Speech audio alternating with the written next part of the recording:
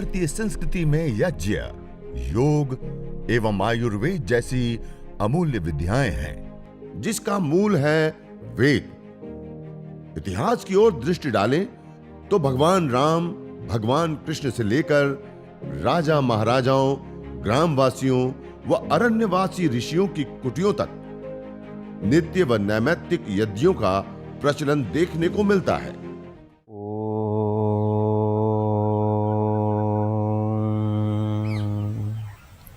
सर्वरक्षक परमपिता परमात्मा को याद करते, उनको कृतज्ञता पूर्वक प्रणाम करते हुए, जिस परमपिता परमात्मा ने हम सबको यहाँ भेजा और हमें इस समस्त प्रकार के ऐश्वर्य प्रदान किया, उसी परमपिता परमात्मा ने हमें वेद रूपी अनमोल ज्ञान प्रदान किया, जिसका हम स्वाध्याय, सत्संग, स्तवन कर रहे थे, जिसमें हमें विभिन्न कर्मों को करने के लिए जो विधान प्रदान किया, उसमें हमें एक यज्ञ कर्म श्रेष्ठतम कर्म के रूप में बताया और उसको करने की आज्ञा हमें प्रदान की। और वह यज्ञ कर्म एक ऐसा कर्म है जिसको ना करने पर, वैसे हम सामान्य रूप से देखें तो धरती पर जितने भी कर्म किए जाते हैं, उन कर्मों को करने के बाद शुभ या अशुभ फल हमें प्राप्त होता है। लेकिन इस यज्ञ रूपी कर्म में हमें बताया, जो यह यज्ञ कर्म है, उस यज्ञ कर्म को नहीं करने पर भी हमें पाप होता है, और उस यज्ञ कर्म को करने पर हम सभी प्रकार के पापों से मुक्त हो जाते हैं। इसलिए श्रीमद् भगवद गीता में भी यज्ञ शिष्टासिनः संतो मुच्यन्ते सर्वकिल विषय भुज्यन्ते तु त्वघं पापा ये पचन्ति आत्मकारणात्। जो यज्ञ करने के बाद शेष बचे हुए का जो उपभोग करता है या उस अन्न को जो खाता है, वह सभी के लिए सभी प्रकार के जो पाप हैं उससे मुक्त हो जाता है। भुज्यन्ते तु त्वघं पापा ये पचन्ति आत्मकारणात्। और जो केवल अपने लिए पकाता और खाता है वो पाप का भागी होता है, अर्थात जो यज्ञ नहीं करता है वह पाप का भागी बताया गया। इसी प्रकार से आगे तीसरे ही अध्याय में बताया कि एवं प्रवर्तितं चक्रं नानुवर्तयति यः अघायुर इंद्रिय आरामो मोघम पार्थ स जीवति। अर्थात वह व्यक्ति मोघम पार्थ, वो पाप को भोग करता है, पाप को प्राप्त करता है, दुख को, कष्ट को प्राप्त करता है, जो बिना यज्ञ के अन्न आदि को ग्रहण करता है। इसलिए यज्ञ करना एक श्रेष्ठतम कर्म भी कहा है, और यज्ञ को नित्य प्रति करना ये भी हमारा दैनिक कर्तव्य के रूप में हमें विशेष रूप से बताया गया है। इसी प्रकार से मैत्रायणी संहिता में भी हम यदि देखें तो वहां पे भी इस यज्ञ की महिमा को बताते हुए बताया है कि सर्वस्मात् पाप मनो निर्मुच्यते स य एवं विद्वान अग्निहोत्रम जुहोति। जो इस अग्निहोत्र को करता है और सर्वस्मात् पाप मनो मुच्यते, सभी प्रकार के पापों से मुक्त हो जाता है। अर्थात पापों से मुक्त होने के लिए, चाहे वो श्रीमद् भगवद गीता हो, मैत्रेयणी ब्राह्मण हो, या फिर और भी हमारे अलग अलग शास्त्रों में अलग अलग जगहों पे यज्ञ को करने की यह पावनी जो परंपरा रही है, उसमें दो बातें हमारे सामने विशेष रूप से आती हैं कि हम यदि यज्ञ करते तो पुण्य को प्राप्त करते हैं, सुख को प्राप्त करते हैं, शांति को प्राप्त करते हैं, ऋणों से हम उऋण होते हैं। और इसके जो लाभ बताए हैं, उन लाभों में अलग अलग लाभों को बताते हुए अंतिम में जाते हुए ये भी एक विशेष लाभ बताते हुए कहा गया, अग्निहोत्रे अश्वमेघस्य आप्तिः। अर्थात अग्निहोत्र को करने से अश्वमेघ का जो फल होता है, अश्वमेघ याग जो सबसे बड़ा यज्ञ होता है, उसको करने पर जो लाभ प्राप्त होता है वह लाभ हमें प्राप्त होता है इस अग्निहोत्र को करने से। और अग्निहोत्र की जो शुरुआत है वो हमारी जो ब्रह्मचर्य अवस्था, अर्थात जिसको हम गुरुकुलवास या विद्यार्थीवास कहते हैं, तब हमारी शुरू होती है। जब हम गुरुकुल में जाते हैं उस समय हमारा उपनयन संस्कार होता है, और वह जो उपनयन संस्कार होता है उस दौरान हम जो गुरु की अग्नि होती है, गुरुकुल की जो अग्नि होती है, उस गुरुकुल की अग्नि में ब्रह्मचारी 4-4 अंगुल के 3 संविधाओं का आधान करता है जंगल से ला करके प्रतिदिन। यहाँ से हमारा अग्निहोत्र हमारे जीवन में शुरू होता है। और जब दीक्षांत समारोह होता है, जब हम पढ़ लिख करके हम पूर्ण दीक्षित होकर के तैयार हो जाते हैं, उसके बाद गुरु हमें चयन के लिए रास्ता देते हैं, पितृयाण और अर्थात दो हमारे पास है, एक तो हम शादी विवाह आदि करें और दूसरा हम सन्यासी बन करके, आदित्य ब्रह्मचारी बन करके हम इसी जीवन में आगे की ओर बढ़ें। तो उस समय जब वह विद्यार्थी स्नातक होकर के पढ़ करके गुरु के मुख से ज्ञान का आस्वादन करके या आप्लावित होकर के ज्ञान से, उसके बाद वह अपना निर्णय करता है कि वो गृहस्थ में जाएगा या फिर वह संन्यास को धारण करेगा या आदित्य ब्रह्मचारी के रूप में वो रहेगा। उस दौरान यदि वो शादी करता है, शादी विवाह करता है, पाणी ग्रहण संस्कार करता है, तो फिर उस समय विशेष रूप से जो शादी विवाह होता है उस समय विशेष प्रकार का यज्ञ किया जाता है और उस दौरान जो यज्ञ किया जाता है उस अग्नि की उनको हमेशा के लिए रक्षा करनी होती है। अर्थात जब उन्होंने उस अग्न्याधान को किया शादी विवाह के समय, पाणी ग्रहण संस्कार के समय, उस समय जिस अग्नि का उन्होंने आदान किया उस अग्नि को वो अपने घर में नित्यपति रखता है और उस अग्नि को प्रदीप्त रखता है और उसी अग्नि में वो प्रतिदिन प्रातःकाल और सायंकाल दैनिक अग्निहोत्र तथा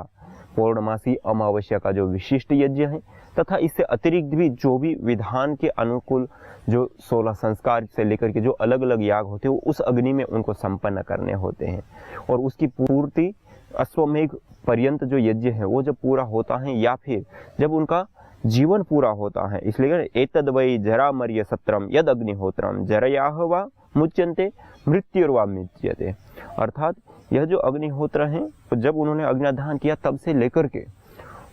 जब उनकी मृत्यु नहीं हो जाती है या फिर वो असहाय अवस्था में नहीं आ जाता है, अर्थात वो कोई शारीरिक ऐसी स्थिति है, अधिक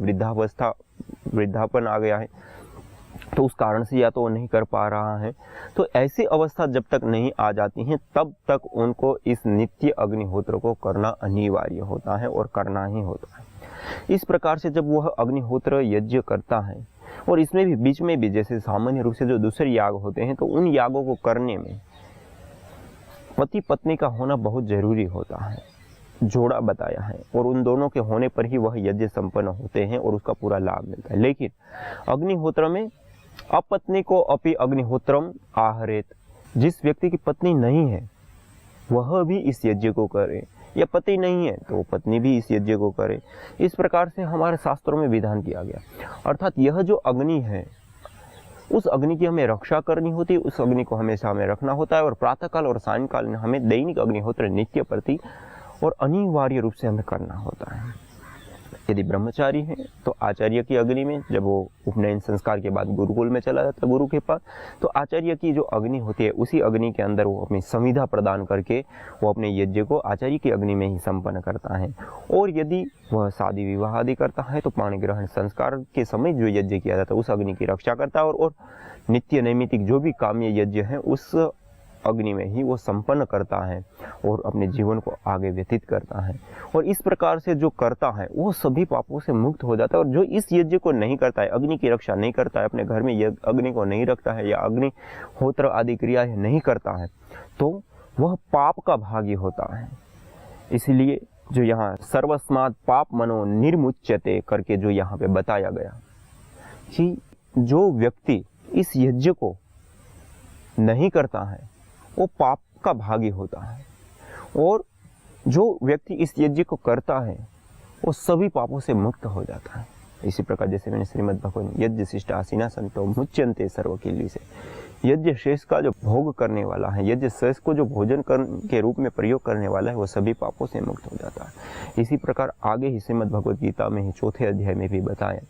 यज्ञ शिष्टा अमृत भुजो यान्ति ब्रह्म सनातनम, जो यज्ञ शेष का पान करता है वो सनातन ब्रह्म को प्राप्त कर लेता है। ये कोई छोटी उपलब्धि नहीं है। सनातन ब्रह्म को प्राप्त करना एक बहुत इस जीवन का जो चरम उत्कर्ष लक्ष्य है या जो प्रयोजन है उसकी सिद्धि अग्निहोत्र से हो जाती है, यज्ञ से हो जाती है, हवन से हो जाती है, यदि हम उस रूप में करते हैं और इसको नित्य प्रति करते हैं। इसीलिए तो कहा ना, अश्वमेघस्य आप्ति अग्निहोत्र है। अग्निहोत्र करने से अश्वमेघ यज्ञ की आप्ति अर्थात अश्वमेघ यज्ञ का जो लाभ होता है वह लाभ हमें इसमें प्राप्त हो जाता है। तो इस प्रकार से हमारे शास्त्रों में जो अलग अलग जगहों पे अलग अलग रूपों में जो यज्ञ करने के लिए कहा है वह कोई सामान्य विधान नहीं अपितु अति विशिष्ट विधान है। हम सामान्य रूप से देखते हैं कि अग्निहोत्र क्रिया आदि जो हम करते हैं, तो आज समाज में, संसार में यज्ञ, हवन, अग्निहोत्र, यह नाम आते ही एक पूजा पाठ, एक कर्मकांड हमारी चित्त की वृत्ति बनती है। लेकिन यज्ञ केवल मात्र हमारे ऋषियों ने इतने तक सीमित नहीं देखा है। हमारे ऋषियों ने, हमारे ग्रंथों ने यज्ञ को प्राकृतिक संतुलन का सबसे बड़ा साधन देखा है। अग्नि, वायु, जल, पृथ्वी आदि ये जो 5 तत्व हैं, क्योंकि ये सारा का सारा पंचभूतात्मक यह पिंड और पंचभूतात्मक यह सारा ब्रह्मांड, दोनों ही ये 5 तत्वों से बना है। और इन 5 तत्वों की यथास्थिति या संतुलन होना अत्यंत आवश्यक है। और यह 5 तत्व जब संतुलित रहते हैं तो उसी से ही हमारा जीवन, उसी से ये प्रकृति, अर्थात दोनों का उभय प्राप्ति, उभय सुख की प्राप्ति हमें होती है कि हमारा तन, मन, प्राण से लेकर के पर्यावरण तक संतुलन का जो कार्य है वह अग्निहोत्र यज्ञ के माध्यम से होता है। शुद्धिकरण का, पवित्रीकरण का, संतुलीकरण का जो कार्य है वो इस यज्ञ के माध्यम से होता है। इसलिए यज्ञ केवल मात्र एक पूजा पाठ, केवल मात्र एक कर्मकांड, केवल मात्र एक मनोकामना की पूर्ति, हाँ ये सब चीज़ें भी हैं। हम यज्ञ करते हैं, अग्निहोत्र करते हैं, तो अग्निहोत्र करने से पहले आप बैठ करके संकल्प कीजिए। जो आप संकल्प करेंगे, जो आप कामना करेंगे, जो आप अपनी मनोकामना रखेंगे, वह आपकी मनोकामना निश्चित रूप से पूरी होगी, उसमें कोई संदेह नहीं। क्योंकि हमारे अलग अलग शास्त्रों में भी, हमारे वेदों में भी सब जगह पे इष्ट कामधुक यज्ञ को कहा है, सर्व कामधुक कहा है। इष्टान भोगान ही वो देवा दास्यन्ते यज्ञ भाविता तेर दत्तान अप्रदायभ्यो यो भुंक्ते स्तेन एव स। इष्टान भोगान ही वो देवा दास्यन्ते यज्ञ भाविता, आप जो यज्ञ करते हैं उसे जो भावित हुए देवगण हैं, वह देवगण हमारी इच्छित कामनाओं को पूरी करते हैं। इसी प्रकार हमारे वेदों में भी सत्याः सन्तु यजमानस्य कामः, यज्ञ करने वाले की, यजमान की जो कामनाएं हैं वो यज्ञ पूरा करता है। इसी प्रकार और भी अलग अलग शास्त्रों में, अलग अलग जगह पे, अलग अलग रूपों में मनोकामना को पूर्ण करने का साधन विशेष रूप से यज्ञ को बताया है। और हम आचरण में भी इस चीज़ को देखते हैं कि जो व्यक्ति संकल्प पूर्वक इस यज्ञ को करता है और यज्ञ करके उन देवी शक्तियों को तृप्त करता है, पुष्ट करता है, संतुष्ट करता है और उसके बाद फिर प्रार्थना करता है, तो वो निश्चित रूप से उसकी वह जो प्रार्थना है वह पूर्णता को प्राप्त होती है। इसलिए चाहे वह पुत्र कामना हो या फिर पुत्र प्राप्ति की कामना हो या फिर अलग अलग प्रकार की कई सारी कामनाएं, हमने अपने आंखों के सामने कई सारे लोगों को देखा। जो भी हम कामना करते हैं, धन, यश, कीर्ति से लेकर के हर प्रकार की कामनाओं से जुड़ा हुआ यज्ञ। इसलिए तो यज्ञ को 3 कैटेगरी में बांटा गया है कि एक तो नित्य कर्म होते हैं जो हमें प्रतिदिन करें, जैसे अग्निहोत्र के बारे में मैं बता रहा हूँ। दूसरा होता है नैमित्तिक यज्ञ, जो पौर्णमासी अमावस्या से लेकर के जो पाणी ग्रहण आदि 16 संस्कार आदि जो होते हैं उस समय जो किया जाता है वह यज्ञ। और तीसरा काम्य यज्ञ के रूप में पुत्र कामना के लिए पुत्र कामेष्टि यज्ञ, वर्षा के लिए वर्षेष्टि यज्ञ। इसी प्रकार से अलग अलग कामनाओं के लिए अलग अलग प्रकार के जो यज्ञों का विधान है वह भी अपने को देखने को मिलता है और उसके साथ साथ आचरण में भी देखने को मिलता है उसका फल। इसलिए 3 प्रकार के जो यह यज्ञ बताए हैं 3 कैटेगरी में, और मुख्य रूप से ये 21 प्रकार के यज्ञ होते हैं, नित्य, नैमित्तिक और काम्य रूप से 7-7 प्रकार में हम विभाजित करते हुए देखें तो 21 प्रकार के मुख्य यज्ञ होते हैं। और उसके विभाजन देखें तो बहुत सारे प्रकार के यज्ञ हैं,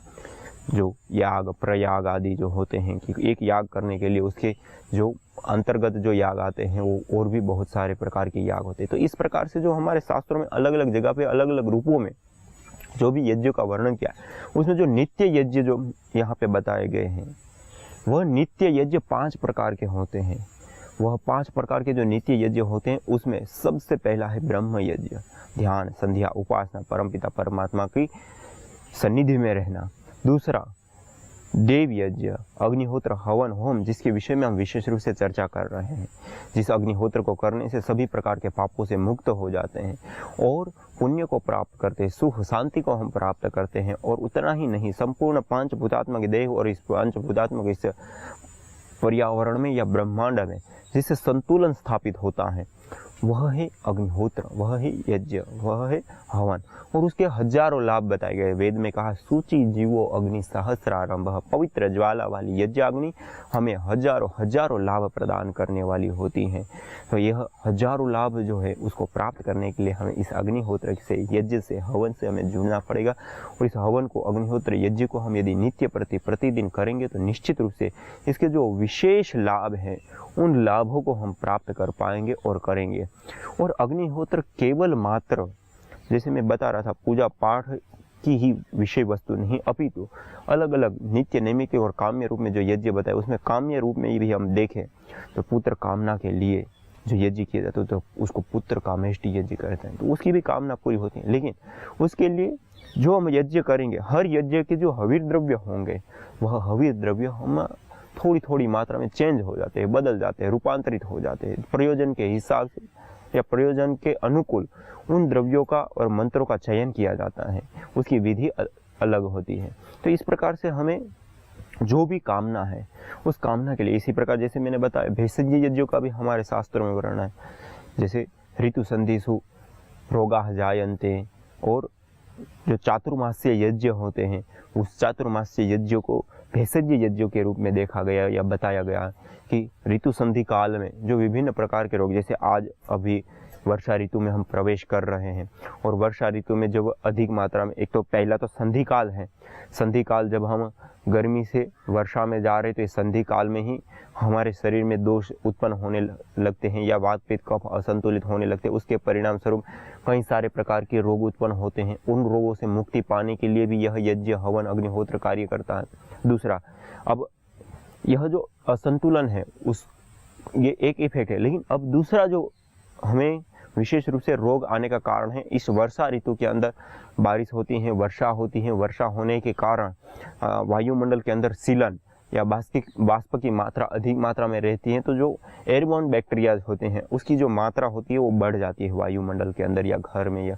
सब जगह पे। और बैक्टीरिया, वायरस, फंगस जो सूक्ष्म जीव होते हैं उसकी मात्रा बढ़ने के कारण हम जो खान पान से स्पर्श आदि जो चीज़ें होती हैं उसके माध्यम से वो बैक्टीरिया में हमारे शरीर में इन्फेक्शन करते हैं और विभिन्न प्रकार के सर्दी जुकाम बुखार से लेकर के अलग अलग प्रकार के रोगों को पैदा करते हैं या उत्पन्न करते हैं। हम यदि अग्निहोत्र करते हैं, यज्ञ करते हैं, तो इन रोगों से भी हम बच जाते हैं, क्योंकि यज्ञ की जो ऊर्जा है, यज्ञ से बनने वाली जो गैसें हैं वो इस वायुमंडल के अंदर या धरती पर सरफेस पर या फिर वायुमंडल के अंदर एयरबोर्न बैक्टीरिया या सरफेस बैक्टीरिया जो होते हैं उन सभी बैक्टीरिया को वो खत्म कर देता है, दूर कर देता है और स्वस्थ और शुद्ध वायुमंडल देता है। और ये ऐसा भी नहीं है कि हर प्रकार के, जैसे दो प्रकार के बैक्टीरिया होते हैं, एक तो होते हैं मित्र जीव और एक होते हैं शत्रु जीव।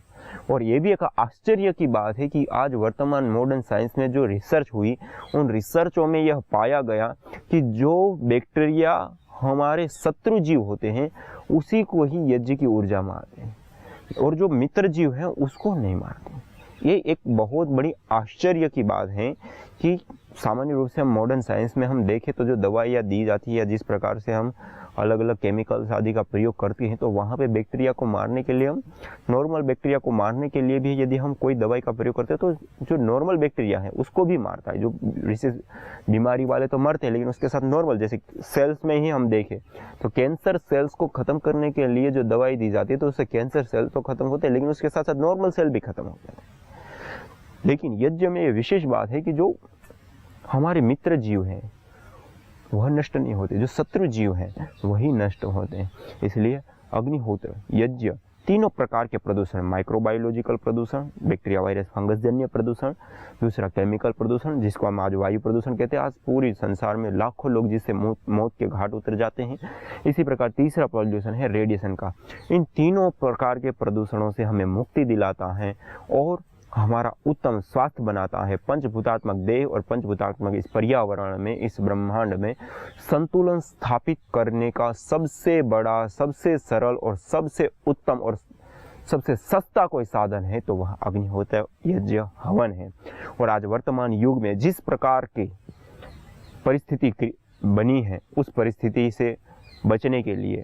या फिर प्रकृति के संतुलन के लिए और हमारे उत्तम स्वास्थ्य और उत्तम जीवन के लिए, सुखमय जीवन के लिए आज हमारे पास एक ही रास्ता है, वह है अग्निहोत्र जीवन शैली। तो आइए हम स्वयं यज्ञ अपनाएं, औरों को यज्ञ को अपनाने के लिए प्रेरित करें और स्वयं जीवन में सुख, शांति और समृद्धि को प्राप्त करें और इस प्रकृति को भी, पर्यावरण को भी हम संतुलित करके उसको भी हम हरियाली से युक्त करें। आज इतना ही, इसी के साथ यज्ञ अस्थमा से लेकर कैंसर जैसे जानलेवा रोगों से बचाने के साथ ही तनाव, अनिद्रा व अवसाद आदि मानसिक रोगों को दूर कर शांति व सौमनस्य प्रदान करता है। यज्ञ से विषैली गैसों में भारी मात्रा में कमी आती है व जानलेवा बैक्टीरिया, वायरस, फंगस आदि नष्ट होते हैं एवं रेडिएशन को भी कम करता है। यज्ञ भूमि की उर्वरा शक्ति एवं फसलों में एक्टिव कंपाउंड को बढ़ाता है तथा रोगों की रोकथाम भी करता है। यज्ञ कृषि से उत्पन्न अन्न, फल आदि उत्तम पोषक तत्वों से युक्त एवं स्वादिष्ट होते हैं। यज्ञ उत्तम वर्षा करने वाला तथा जलाशयों का शोधन करने वाला होता है। यज्ञ जड़ एवं चेतन दोनों में सात्विकता का संचार करता है। यज्ञ जहां भौतिक ऐश्वर्य एवं पुण्यों को प्रदान करता है, वहीं आध्यात्मिक जीवन में मानवीय चेतना का उत्कर्ष करके अतिमानस चेतना की ओर अग्रसर करता है। यज्ञ भारतीय संस्कृति का मूल है। तो आइए हम संकल्प लें, संसार के श्रेष्ठतम कर्म यज्ञ को अपनाएं।